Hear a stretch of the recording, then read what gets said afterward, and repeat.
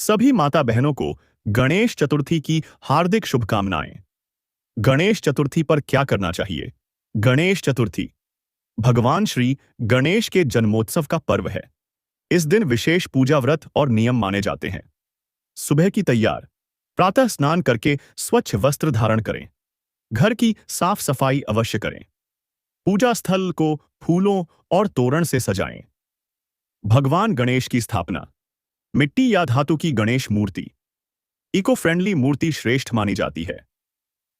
स्थापित करें मूर्ति को उत्तर पूर्व दिशा, ईशान कोण या पूजा घर में स्थापित करना शुभ है। गणेश पूजा की विधि, कलश स्थापना करें।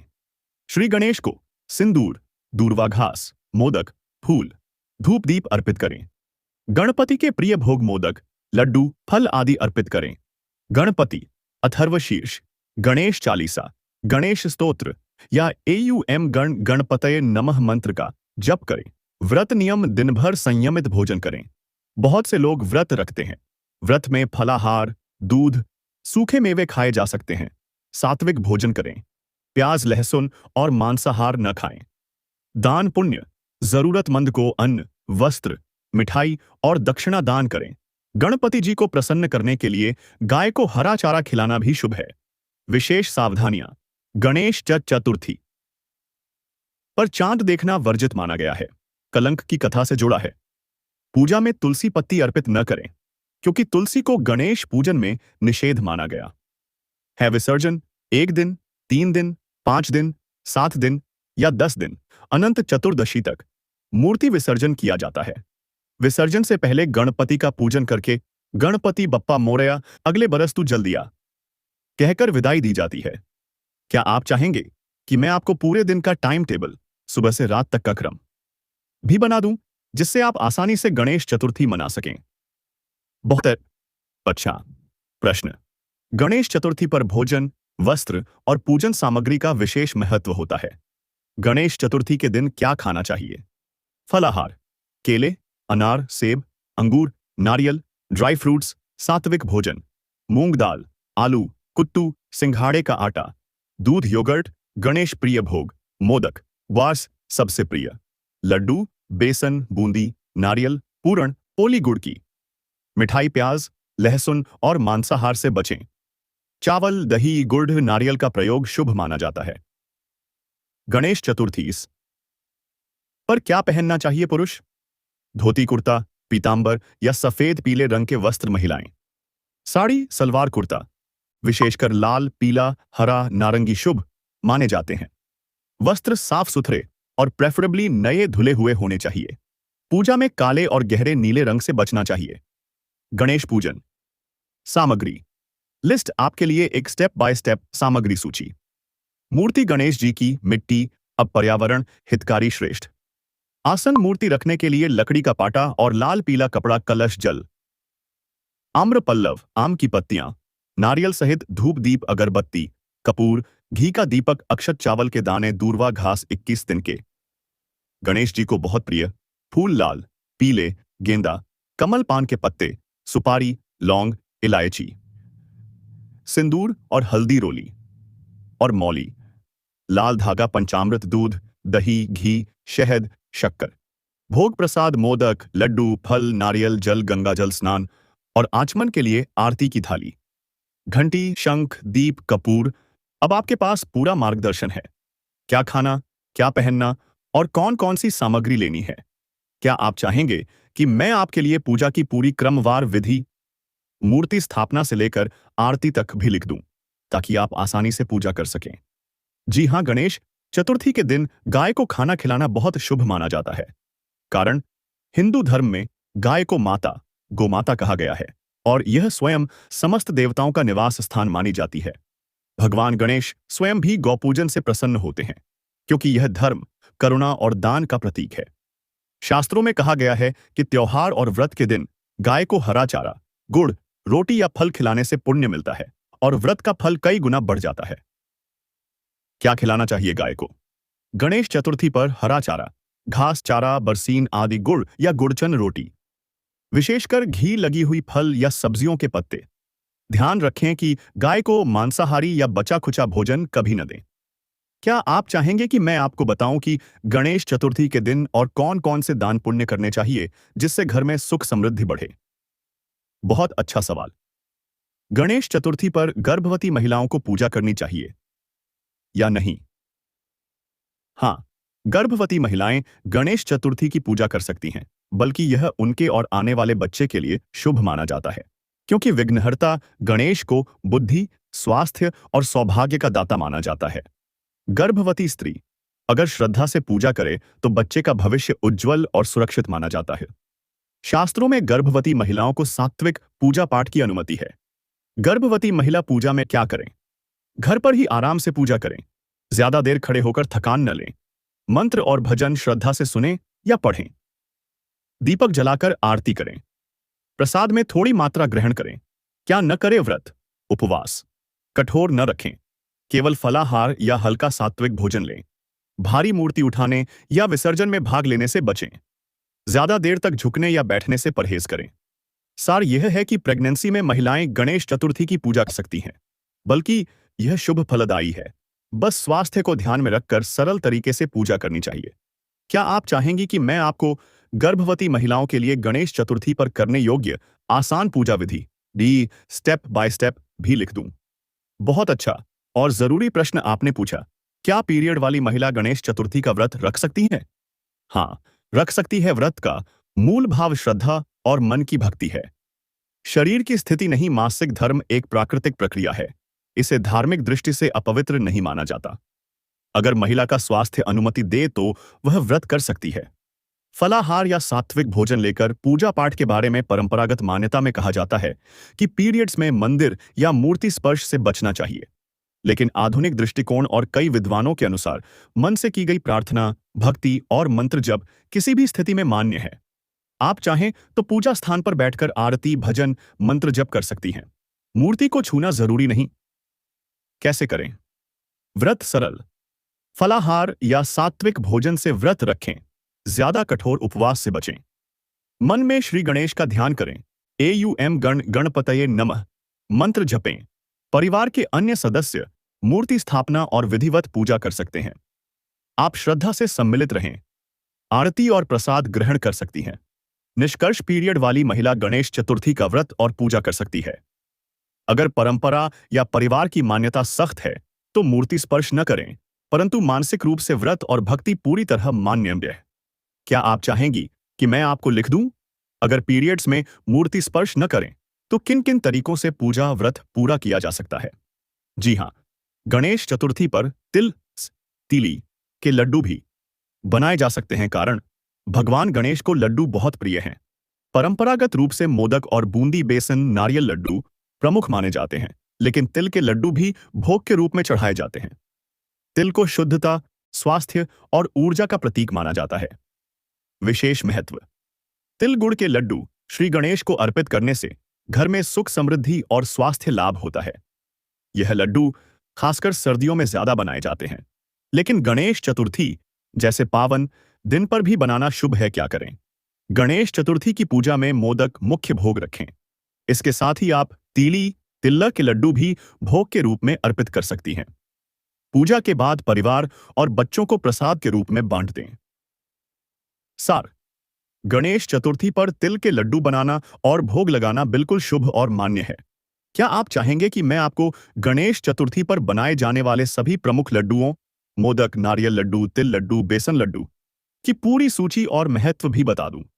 गणेश चतुर्थी का इतिहास शुरू से विस्तार में। गणेश चतुर्थी का पर्व भगवान श्री गणेश के जन्मोत्सव के रूप में मनाया जाता है। यह परंपरा हजारों वर्षों से भारत में प्रचलित है। आइए इसे चरणबद्ध तरीके से समझते हैं। भगवान गणेश का जन्म पुराणों के अनुसार माता पार्वती ने अपने उबटन, हल्दी, चंदन के लेप से गणेश जी को बनाया। स्नान करने से पहले उन्होंने उस प्रतिमा में प्राण फूंक दिए और गणेश जी को द्वार पर पहरा देने को कहा। इस दौरान भगवान शिव आए और गणेश जी ने उन्हें रोक दिया। क्रोधित होकर शिव ने उनका शिरोच्छेद कर दिया। माता पार्वती के शोक में सृष्टि संकट में पड़ गई। तब भगवान शिव ने गणेश का सिर काटकर उसकी जगह हाथी का सिर लगाकर पुनर्जीवित किया। उसी दिन भाद्रपद शुक्ल चतुर्थी को गणेश जी का जन्म माना गया। शास्त्रों में महत्व गणेश जी को विघ्नहर्ता, सभी विघ्न दूर करने वाले, और सिद्धिदाता, सफलता प्रदान करने वाले कहा गया। वे प्रथम पूज्य हैं, यानी हर पूजा, यज्ञ या कार्य श्री गणेश का नाम लेकर ही आरंभ होता है। वे बुद्धि, विवेक और समृद्धि के देवता माने जाते हैं। प्राचीन काल से पूजन, परंपरा वैदिक और पुराण काल से ही गणेश पूजन कशूरी का उल्लेख मिलता है। ऋग्वेद और अथर्ववेद में गणपति और गणेश से संबंधित सूक्त मिलते हैं। गुप्त काल, 4वीं-5वीं शताब्दी से गणेश जी की मूर्तियां मंदिरों और गुफाओं में स्थापित होने लगीं। लोक परंपरा और घर घर पूजा। महाराष्ट्र और दक्षिण भारत में गणेश चतुर्थी विशेष धूमधाम से मनाई जाने लगी। घरों में मिट्टी की गणेश मूर्ति स्थापित करके 10 दिन तक पूजा करने की परंपरा बनी। अनंत चतुर्दशी, 10वें दिन तेर को गणेश विसर्जन कर उन्हें विदा किया जाता है। ऐतिहासिक महत्व। छत्रपति शिवाजी महाराज। 17वीं शताब्दी में छत्रपति शिवाजी महाराज ने गणेश चतुर्थी को राज्य स्तर पर उत्सव बनाने की परंपरा शुरू की। इसका उद्देश्य मराठा साम्राज्य में संस्कृति, धर्म और राष्ट्रीय एकता को मजबूत करना था। लोकमान्य बाल गंगाधर तिलक का योगदान। 1993 में लोकमान्य तिलक ने गणेश चतुर्थी को सार्वजनिक उत्सव के रूप में पुनः प्रचलित किया। उस समय ब्रिटिश हुकूमत बड़े सामूहिक आयोजनों पर पाबंदी लगाती थी। तिलक ने गणपति उत्सव को एक सामाजिक और राष्ट्रीय आंदोलन का रूप दिया। इससे लोग एकत्रित होकर एकता का परिचय देने लगे और आजादी की भावना मजबूत हुई। वर्तमान समय में गणेश चतुर्थी। आज गणेश चतुर्थी भारत ही नहीं बल्कि पूरी दुनिया में भारतीय समुदायों द्वारा धूमधाम से मनाई जाती है। महाराष्ट्र, कर्नाटक, आंध्र प्रदेश, तेलंगाना, गोवा और गुजरात में इसका विशेष महत्व है। मुंबई, पुणे और हैदराबाद के सार्वजनिक गणेश उत्सव विश्व भर में प्रसिद्ध हैं।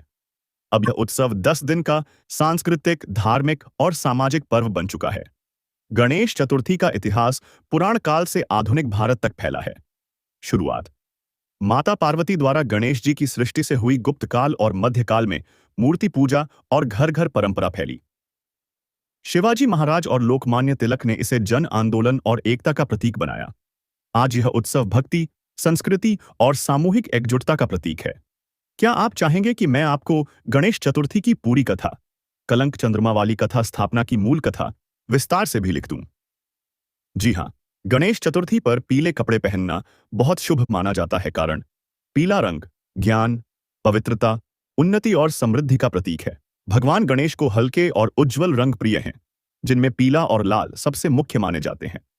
गणेश चतुर्थी पर पीले कपड़े पहनने से सकारात्मक ऊर्जा और सौभाग्य की प्राप्ति होती है। गणेश चतुर्थी पर कौन कौन से रंग पहने?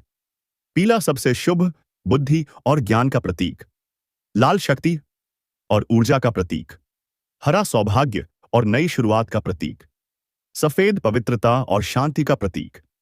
परंपरा में काला और गहरे नीले रंग से बचना चाहिए। निष्कर्ष, गणेश चतुर्थी पर पीले कपड़े पहनना बहुत शुभ है, लेकिन आप लाल, हरे या सफेद कपड़े भी पहन सकते हैं। क्या आप चाहेंगे कि मैं आपको बताऊं गणेश चतुर्थी पर पुरुषों और महिलाओं के लिए कौन कौन से ड्रेस स्टाइल शुभ माने जाते हैं? बहुत अच्छा प्रश्न। गणेश चतुर्थी पर भगवान गणेश के लिए भोग का विशेष महत्व होता है। शास्त्रों और परंपराओं में कुछ विशेष व्यंजन बनाए जाते हैं जो गणपति बप्पा को प्रिय हैं। गणेश भगवान के भोग में क्या बनाना चाहिए? मोदक सबसे प्रिय।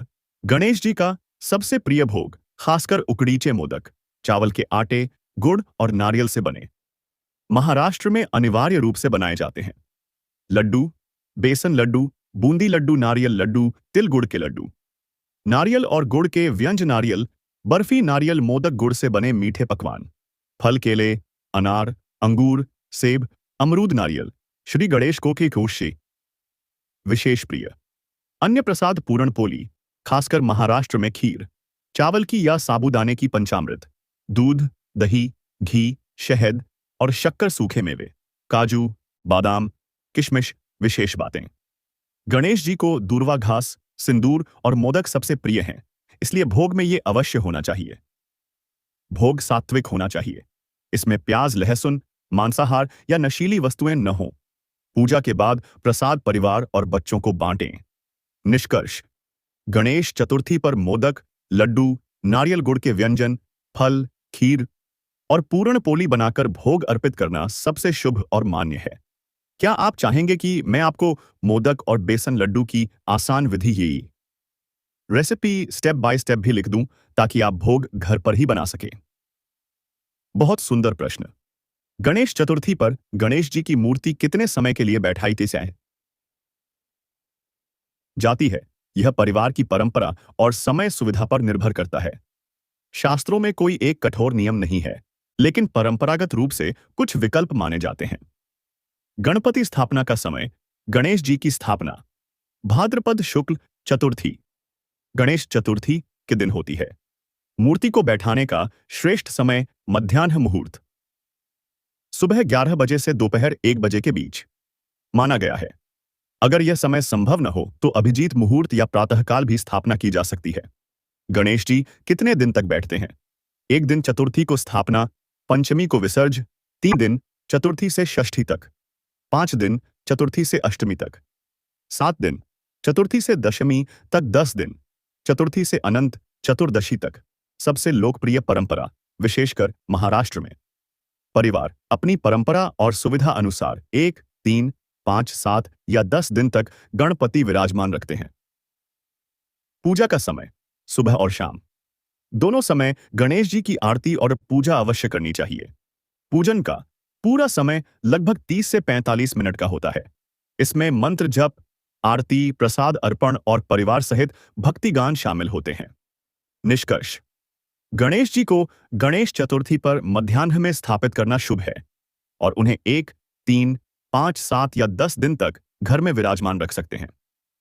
हर दिन सुबह शाम पूजा आरती करनी चाहिए। क्या आप चाहेंगे कि मैं आपके लिए पूरे 10 दिनों का दिनवार पूजा क्रम पहले दिन से विसर्जन तक भी लिख दूं? बहुत सुंदर प्रश्न। गणेश चतुर्थी पर भगवान श्री गणेश का प्राकट्य होता है। इस दिन को भगवान गणेश का जन्म दिवस भी कहा जाता है। कथा अनुसार माता पार्वती ने स्नान के समय अपने शरीर के उबटन हल्दी चंदन से एक बालक की मूर्ति बनाई और उसमें प्राण फूंक दिए। वही बालक गणेश बने और माता ने उन्हें द्वारपाल बना दिया। जब भगवान शिव आए और गणेश जी ने उन्हें रोका तो शिव ने क्रोध में उनका सिर काट दिया। माता पार्वती के शोक और क्रोध से समस्त जगत संकट में पड़ गया। तब भगवान शिव ने देवताओं को आज्ञा दी कि उत्तर दिशा में पहला जीव जो मिले उसका सिर लाया जाए। सबसे पहले हाथी का सिर मिला। उस हाथी का सिर गणेश जी को लगाया गया और वे पुनर्जीवित हुए। तभी से वे गजानन, विघ्नहर्ता और प्रथम पूज्य कहलाए। सार: गणेश चतुर्थी भगवान श्री गणेश का प्राकट्य दिवस। इस दिन गणेश जी को विघ्नहर्ता, सिद्धिदाता और प्रथम पूज्य देवता के रूप में पूजा जाता है। यानी गणेश चतुर्थी पर भगवान गणेश स्वयं प्रकट होते हैं और भक्तों को आशीर्वाद देते हैं। क्या आप चाहेंगे कि मैं आपको बताऊं गणेश चतुर्थी पर चंद्र दर्शन क्यों वर्जित है और इसके पीछे की कथा क्या है? बहुत अच्छा सवाल। गणेश चतुर्थी पर भगवान गणेश को कौन से रंग के फूल चढ़ाने चाहिए? गणपति जी को प्रिय फूल और उनके रंग लाल फूल। गणेश जी को लाल रंग अत्यंत प्रिय है। विशेषकर लाल गुड़हल, जपा और लाल गेंदा चढ़ाना सबसे शुभ माना जाता है। पीले फूल: पीला रंग बुद्धि, ज्ञान और समृद्धि का प्रतीक है। पीले गेंदा और पीले कमल भी अर्पित किए जाते हैं। सफेद फूल: गणेश जी को सफेद कमल और सफेद धतूरा भी चढ़ाया जाता है। यह पवित्रता और शांति का प्रतीक है। किन फूलों से बचना चाहिए? तुलसी पत्ती और तुलसी के फूल गणेश पूजा में निषिद्ध माने गए हैं। मुरझाए या आधे टूटे फूल न चढ़ाएं। गणेश चतुर्थी की पूजा में आप लाल गुड़हल, लाल पीला गेंदा, कमल और सफेद धतूरा के फूल चढ़ाएं। इनमें से लाल फूल, विशेषकर गुड़हल और गेंदा, सबसे प्रिय और श्रेष्ठ माने जाते हैं। क्या आप चाहेंगे कि मैं आपको पूरी गणेश चतुर्थी की पूजा सामग्री लिस्ट, फूल, फल, भोग, पूजन सामान विस्तार से लिख दूं ताकि कुछ भी छूटे नहीं? बहुत सुंदर प्रश्न। गणेश चतुर्थी की पूजा में कौन सी कथा करनी चाहिए? गणेश चतुर्थी पर मुख्य रूप से भगवान गणेश जन्म कथा और चंद्रमा कलंक कथा कही जाती है। गणेश जन्म कथा। मुख्य कथा: माता पार्वती ने स्नान के समय अपने उबटन हल्दी चंदन से एक बालक की मूर्ति बनाई और उसमें प्राण फूंके। वही बालक गणेश कहलाए। उन्होंने माता के आदेश पर द्वार पर पहरा दिया। जब भगवान शिव आए तो गणेश जी ने उन्हें अंदर जाने से रोका। क्रोधित शिव ने त्रिशूल से गणेश का सिर काट दिया। माता पार्वती अत्यंत दुखी हुई और अपने पुत्र को वापस चाहा। तब भगवान शिव ने उत्तर दिशा की ओर भेजा और जो पहला जीव मिला उसका सिर लाने को कहा। वह हाथी का सिर था। शिव ने उसे गणेश जी के धड़ पर स्थापित कर उन्हें पुनर्जीवित किया। तभी से वे गजानन, विघ्नहर्ता और प्रथम पूज्य कहलाए। चंद्रमा कलंक कथा। गणेश चतुर्थी पर चंद्र न देखने की कथा। एक बार गणेश जी ने खूब मोदक खा लिए और रात को अपने वाहन मूषक पर बैठकर जा रहे थे। रास्ते में उनका पेट भारी होने के कारण वे गिर पड़े। यह देखकर चंद्रमा हंस पड़ा। गणेश जी ने क्रोधित होकर चंद्रमा को श्राप दिया। आज से जो भी गणेश चतुर्थी की रात तुम्हें देखेगा उसे कलंक लगेगा। चंद्रमा ने क्षमा मांगी। तब गणेश जी ने कहा, गणेश चतुर्थी के दिन चंद्र दर्शन निषिद्ध रहेंगे, परंतु शुक्ल पक्ष की चतुर्थी संकष्टी चतुर्थी को चंद्र दर्शन करना शुभ माना जाएगा। गणेश चतुर्थी की पूजा में ये दो कथाएं करनी चाहिए। गणेश जन्म कथा। माता पार्वती द्वारा गणेश जी की उत्पत्ति की कथा। चंद्रमा कलंक कथा। चंद्र दर्शन निषिद्ध होने की कथा। क्या आप चाहेंगे कि मैं आपको यह दोनों कथाएं पूजा में पढ़ने योग्य संक्षिप्त